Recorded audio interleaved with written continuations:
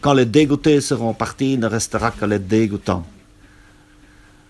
Mais il faut avoir une dose personnelle d'optimisme et de résilience. Mais je ne regrette pas de vivre ici depuis 30 ans. Je pense que la somme des avantages et des agréments est supérieure aux moustiques qui nous tournent autour pour nous sucer le sang de nos finances ou pour venir se piquer en dessous de nos fenêtres. Vous voyez, il y a cette face noire de la ville. Et puis il y a cette face actuelle qui est celle du renouveau et qui nous permet de vivre avec l'espoir que ce chantier, cette rive gauche qui arrive, c'est une sorte de miracle pour nous. Réellement, c'est un miracle.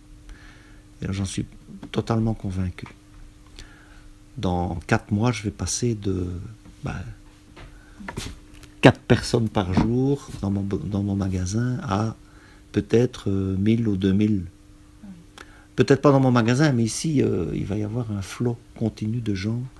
Pourquoi ? Parce qu'ici, derrière, c'est Primark.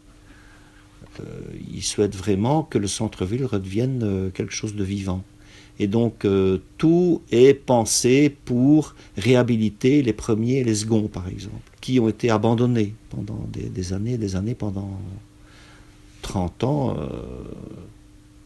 Il y avait très peu d'habitants dans l'hypercentre. Une raison importante, c'est que la ville appartenait à des propriétaires immobiliers et qui ne développaient que les rez-de-chaussée commerciaux parce qu'il n'y a que ça qui rapporte de l'argent. Et les premiers et les seconds ne rapportent rien.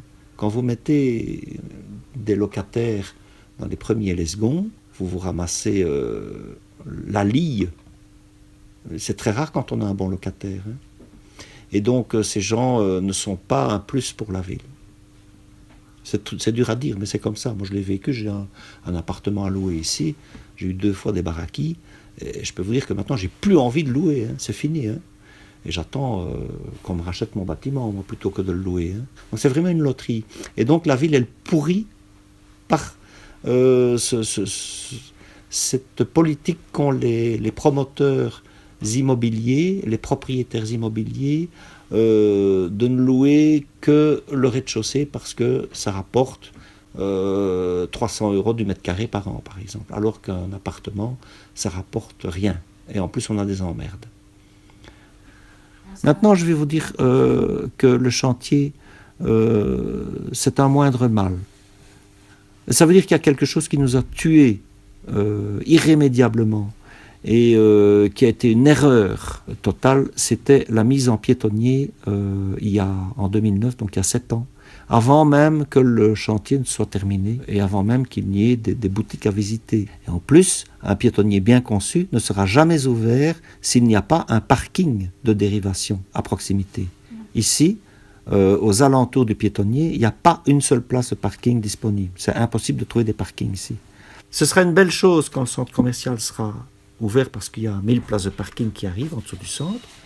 Mais un piétonnier, s'il n'y a pas de parking aux alentours et s'il n'y a pas de commerce dedans, c'est la mort assurée d'un quartier. Et c'est ce qui s'est passé pendant 9 ans ici, c'est ce qui se passe encore.